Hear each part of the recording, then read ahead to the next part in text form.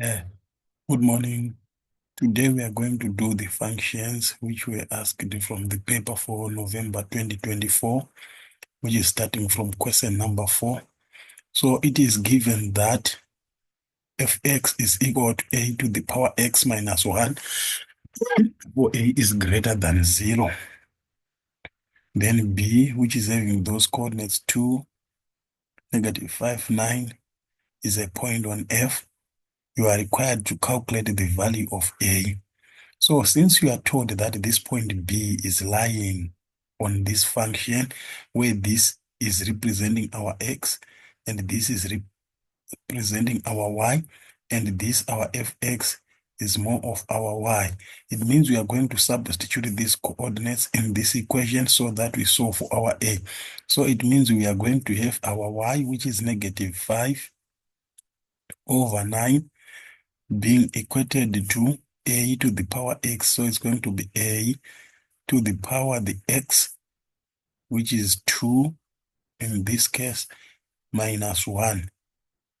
Then we are going to transpose the 1 to the other side. So you'll be left with a squared being equal to -5 over 9. Take note, the a squared is this one which you took there. So -5, when this one goes, it becomes plus 1. Then we are left with a squared being equal to -5 over 9 minus 1. You can use your calculator. We are going to get 4 over 9. Then here, take note, you are told that your a your a is greater than 0. So when you do the calculations here, you put a square root. Here you put a square root. We are not going to put plus or minus because we are already told that a is greater than 0, meaning to say it's positive. So the a is equal to 2 over 3.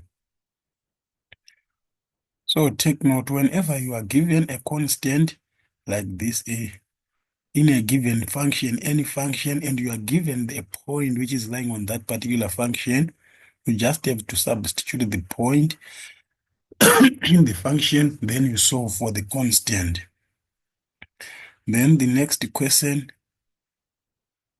saying write down, this was your 4.1. Then 4.2 is saying write down the range of f. We are required to write down the range of f. So to write the range of f, you need to know this part which tells us about the asymptote. Then you need to know the sign here. The sign here, in this case, it's positive, not the sign of a, but what is the a has been multiplied by what. So if it's positive, it means your function is above the asymptote. And if it's negative here, it will therefore mean that your function is below the asymptote. So if the function is above the asymptote, take note, we are taking from the standard notation, which is a, that is our fx, fx equal to a multiplied by b to the power x plus q, sorry, it's plus p there. Then we have our plus q. So this q is the one which tells us about asymptote. And this part is the one that tells us about whether the graph is on top or below the asymptote. So in this case, our graph is above, because here it's +1. The coefficient of this exponent there is +1, and our asymptote is at -1, meaning to say our graph is above that. So our range is going to be y is greater than -1, and you have to take note that the y is an element of real numbers. Then you are required to sketch the graph of f, clearly showing the intercepts with the axis and the asymptote. So on 4.3, number 1, you need to know the equation of the asymptote. So since here the constant is -1, our equation of our asymptote is y equal to -1. We now need the intercepts. For x-intercept,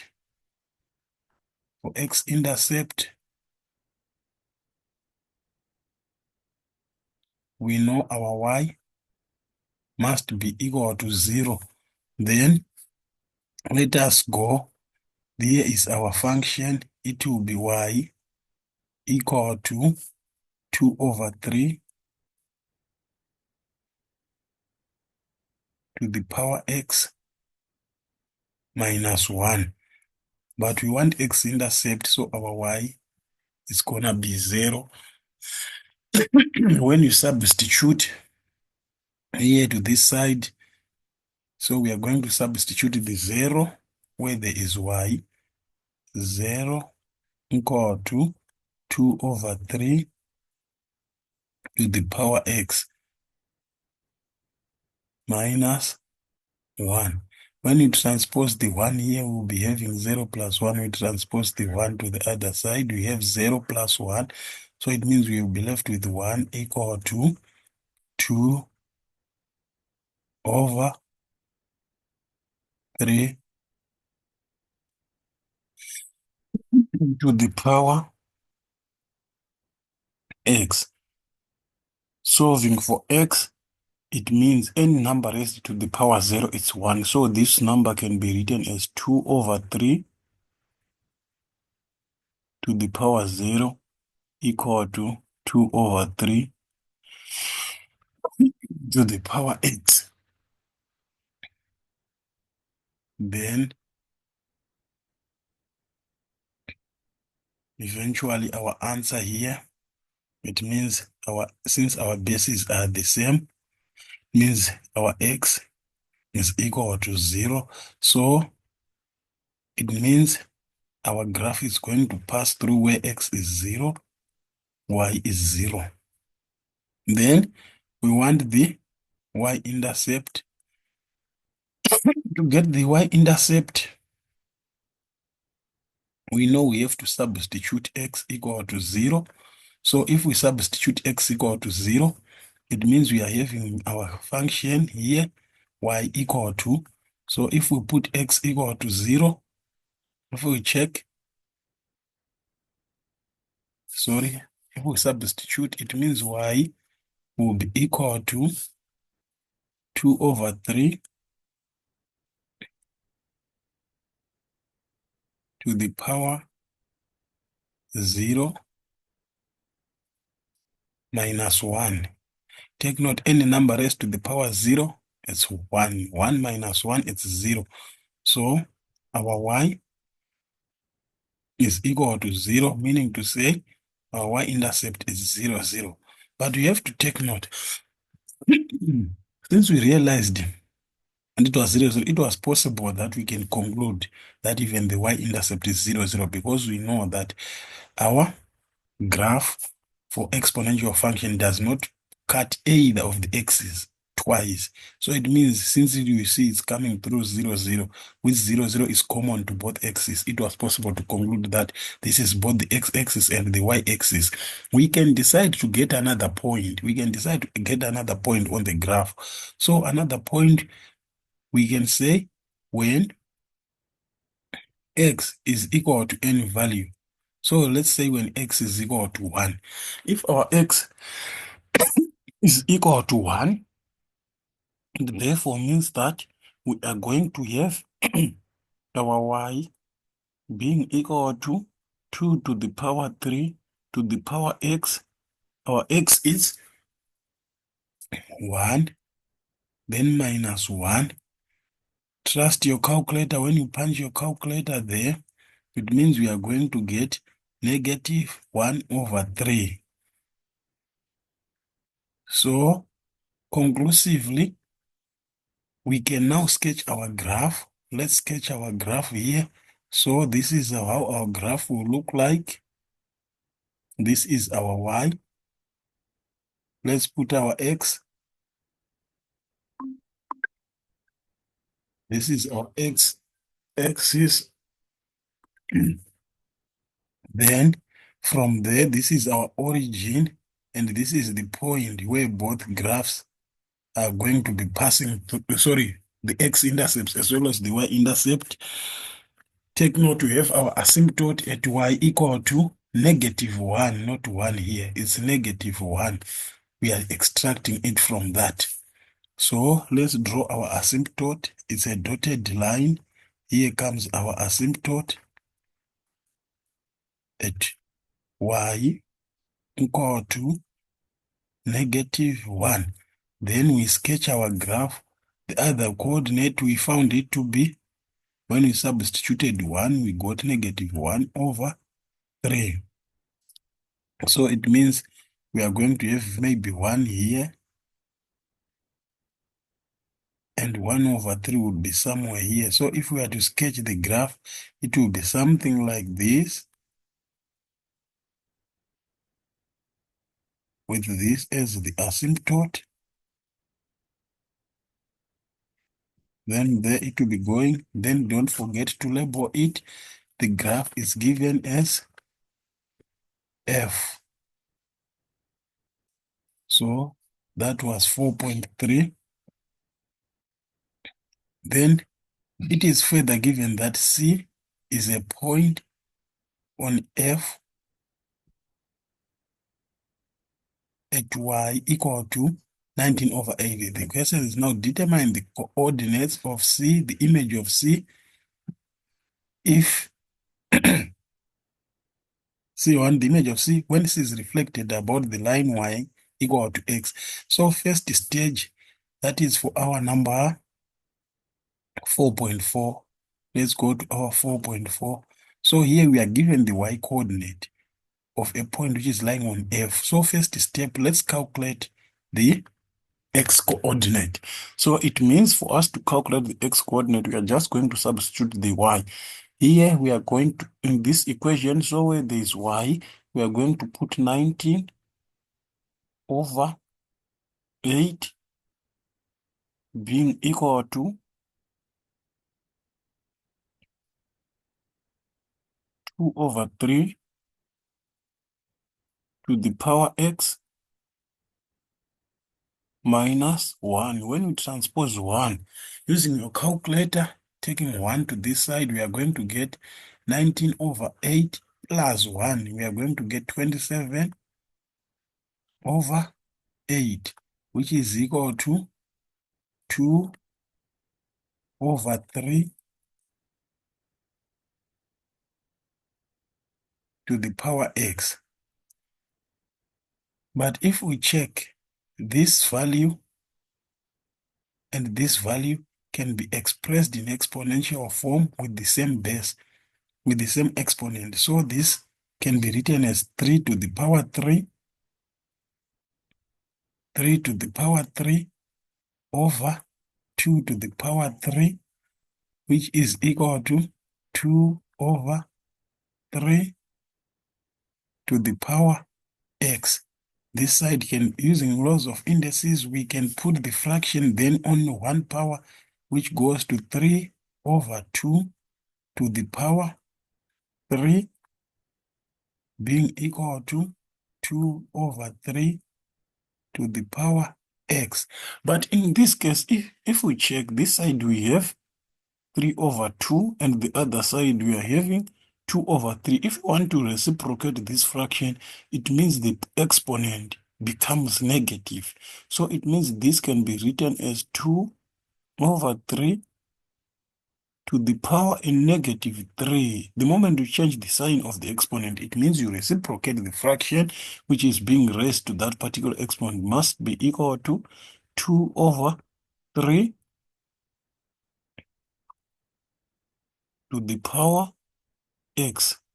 Then since our bases are the same, it therefore implies that we can go straight to equate the powers to say therefore our x is equal to -3. Therefore we can say the coordinates of C are -3, 19/8. And now they are saying they want the coordinates of C prime there. So C prime, what happened to C prime, which is the image when C is reflected about the line y over y equal to x. So we have to always take note that when you reflect along the line y equal to x, it means we are talking about the inverse. Any reflection about the line y equal to x, it means will be inverse. And when we are talking of inverse, we have to know that the x and y change. The x and y change. So it means the coordinates of the inverse will be 19 over 8 and negative 3.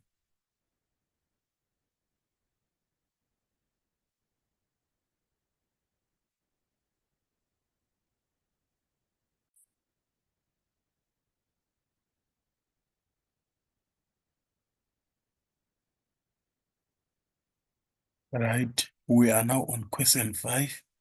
Here is our question 5. You are given, sketched below is the graph of fx equal to, sketched below is the graph of fx equal to a over x plus p plus q, having the domain from negative infinity to 1, union from 1 to infinity, positive. The graph of f cast the y-axis at 1, which is at 0, 1.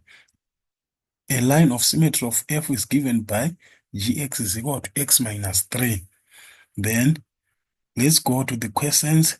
The first question here, they are saying write down the value of P. If we check where our P is, it tells us about the axis of symmetry. Sorry, it tells us about the asymptote, that P. So if we check the equation of the asymptote, if we are to take it from that, it means on 5.1, if we are to take it from the given function, the equation of the asymptote, it's gonna be x plus p equal to 0. So your x is equal to minus p. But if you go and look at the graph here, it means it's given that vertical asymptote. It's given to be at 1. So there, if you check, it's given as x equal to 1. And this is referring to the same asymptote since the f on the graph is the same as the f given there. So we can now equate the negative p to the 1.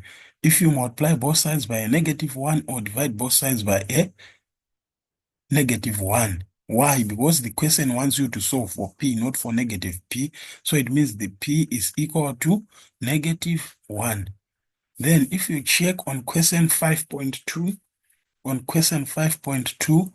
what are they saying?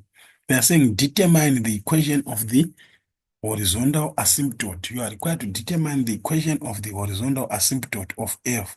Here is the equation of the horizontal asymptote. But if you check, we are given this equation. We are given the equation of G there, which is the axis of symmetry. And that axis of symmetry, we know it passes through this point. So this point, we can take it, our x is 1, and our y, we don't know. And that y tells us about this, because we have to know that the axis of symmetry passes through the point of intersection of the asymptotes. So we have to just substitute this point, which is our axis of symmetry, the point which we know on our axis of symmetry, which is the point of intersection of our asymptotes, into this equation. So it means our 5.2 will go as,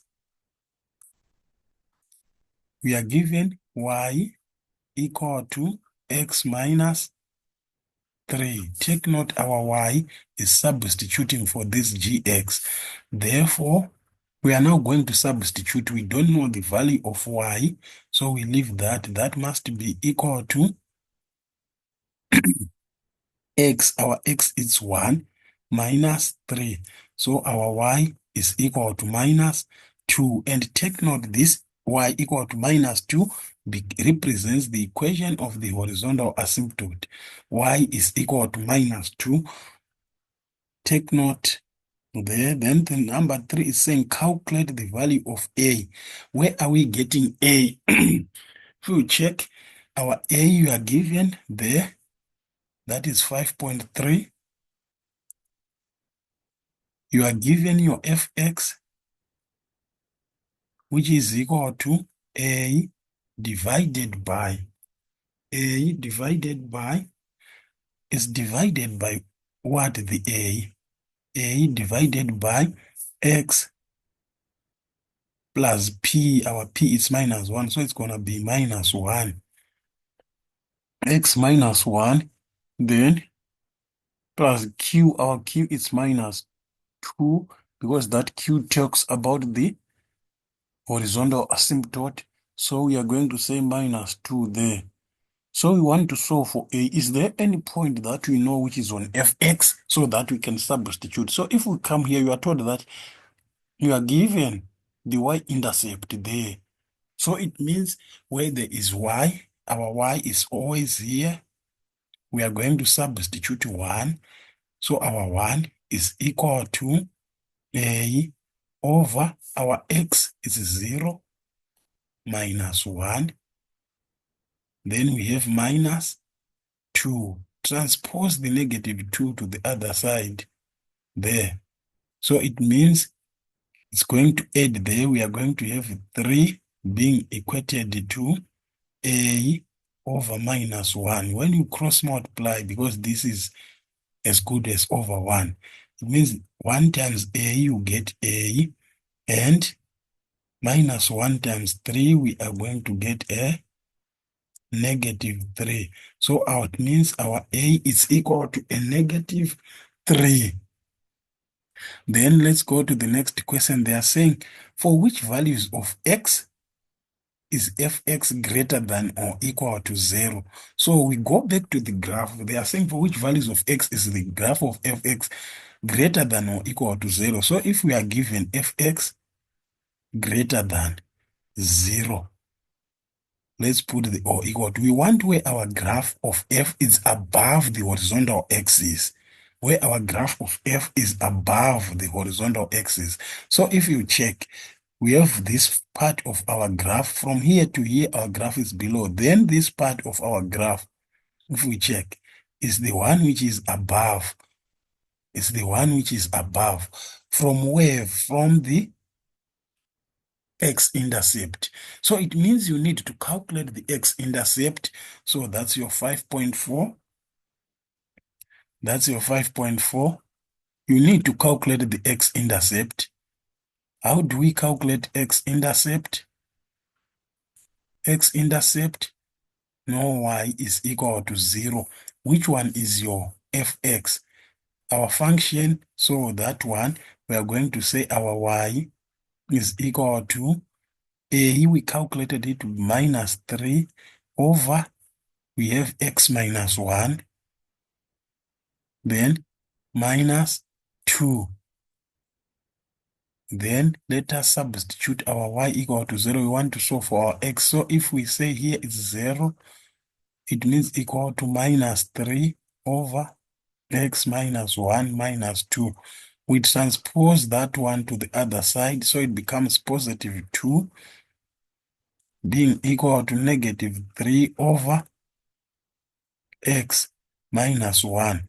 This is as good as over 1. Then if we cross multiply, so we'll be left with 2, then x minus 1 being equal to negative 3 times 1, which gives us negative 3. When we remove brackets, it's negative 2x. This and this it's positive 2x, because we multiplied 2, positive 2, and that is positive 2x. But if it's a 2 and this one, will become negative 2 being equal to negative 3. Then transposing this to the other side. So we are taking this one to this side. So we are left with the 2x being equal to a negative 1. Dividing both sides by 2, the x is equal to a negative half. So the coordinate here is given by negative 1 over 2, 0. So the question is asking for which values of x. So after calculating here, so you see this part of the graph is above. And again, the other arm, if you check on it, it's below. So our answer is between this and this. So it's saying equal to.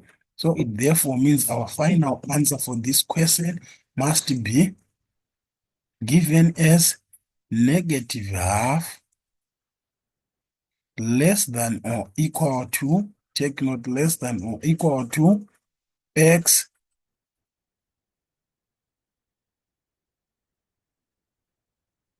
but here we are not going to put or equal to. Why? Because there is an asymptote. So less than, what is the value at that asymptote? 1. This becomes our final answer. So take note, you were not asked to calculate x-intercepts, but you see how they bring in the x-intercepts. They just asked you where the graph is above the x-axis. So definitely when asked about where the graph above, you need the x-intercepts for whatever function. When they ask you where the graph is above the x-axis, you definitely need the x-intercepts.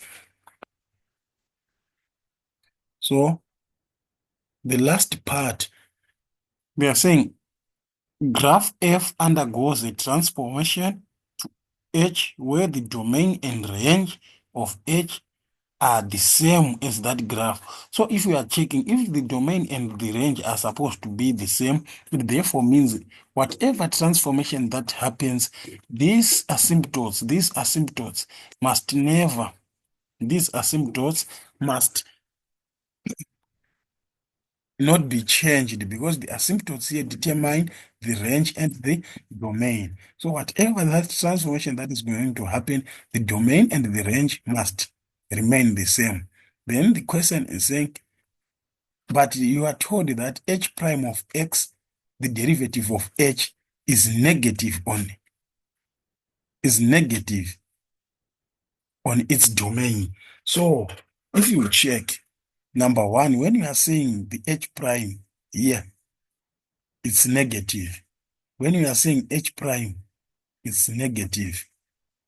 That scenario can only happen, or it simply means the graph is a decreasing function. It simply means that the graph must be a decreasing function. If h prime is negative, h prime means gradient. So if gradient is negative, it means that the function must be decreasing. Then when you go to our function, taking the given one here as the standard notation, taking what we are seeing here as the standard notation of a hyperbola, it can only be increasing. You have to take note, it can only be increasing function if a is negative, and it can only be a decreasing function if a is positive. But the a that we calculated here, we found our a to be negative. So whatever the case, it means we have to multiply this part by negative there. We have to multiply that part by negative. At the end, this a must be negative in whatever way. So one way we can make this a negative is either by reflecting about the y-axis or by reflecting about the x-axis. So there are many hundreds of possible transformations that we can talk of. But here we are just going to highlight some which I can call, or which we can relate to be the major transformations that can happen. So the other one that can happen is either these graphs can be reflected. If we check, this graph can be reflected about the vertical asymptote, because we don't want to change that. So we can reflect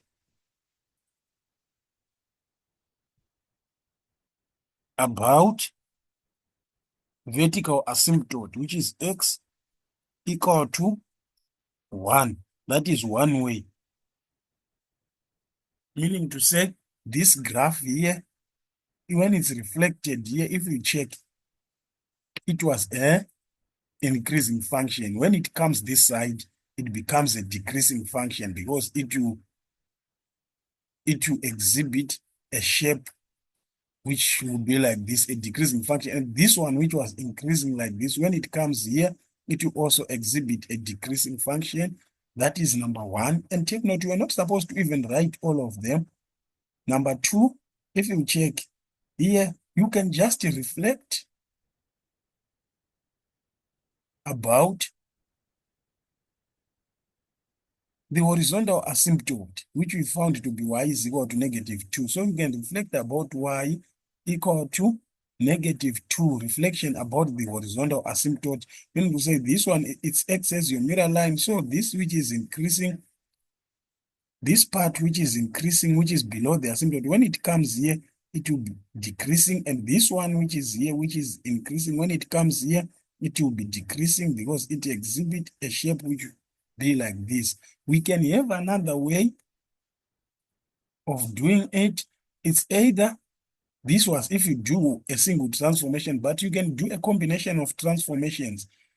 Number one, it's either you can reflect about the y-axis, you can reflect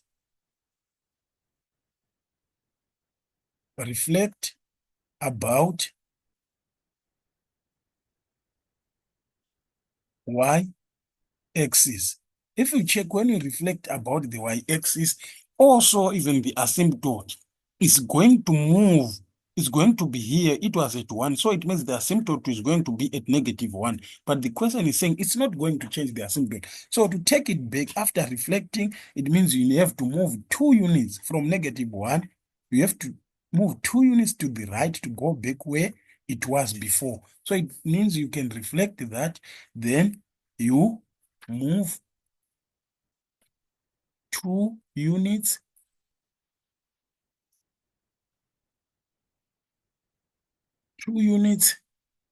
to the right, then move 2 units to right. Furthermore, another one, you can reflect about x-axis, about x-axis. And take note, when you reflect about x-axis, yes, it will be a decreasing function, but take note, this asymptote, if we reflect about x-axis, this asymptote, the horizontal asymptote, is going to be at +2 coming from -2, but we need it back at -2. So after that, from +2, what do we have to do to take it back to that -2? It means it has to move units, which is 1, 0, -1, and to -2. So it means it has to move 4 units, move 4 units down.